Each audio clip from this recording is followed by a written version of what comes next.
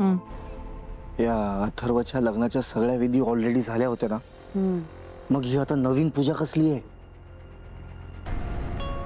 माहित नाही रे कसली पूजा आहे.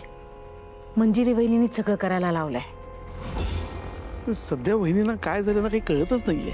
तेच ना. मग या मायाला माहिती असेल, तिला विचार ना. माया कडे ते ना जवळ. तुला माहिती असेल ना वहिनीने हे सगळं कशासाठी केलं? खडूस मेली. सांगतो ते.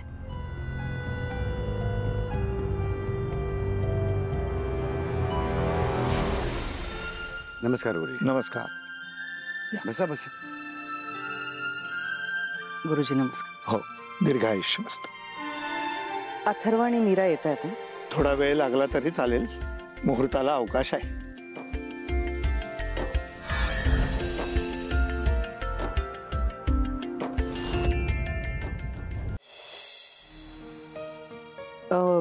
तुम्हाला आणखी काही हवंय? हो, पंचामृत नाहीये, घेऊन यायला सांगा. सांगते. अनन्या, अनन्या पंचामृत आण. आले आले. हे सगळं माझ्या मीरासाठी आणि तिच्या संसारासाठी चाललंय. हे बघून खरंच खूप छान वाटतंय. अगं मीरा वहिनीने हे करूनच ठेवलं. गुरुजी हे घ्या.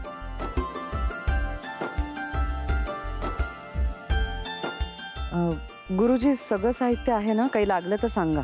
सगळं आहे.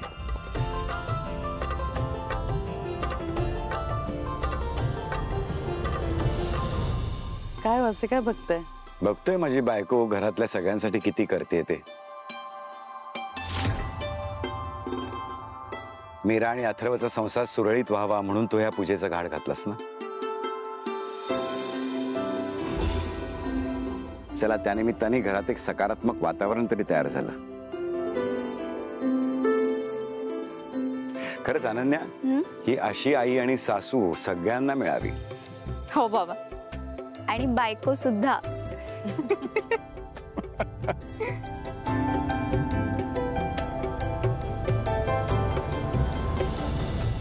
मी हे सगळं का करते कोणालाच कळणार नाही.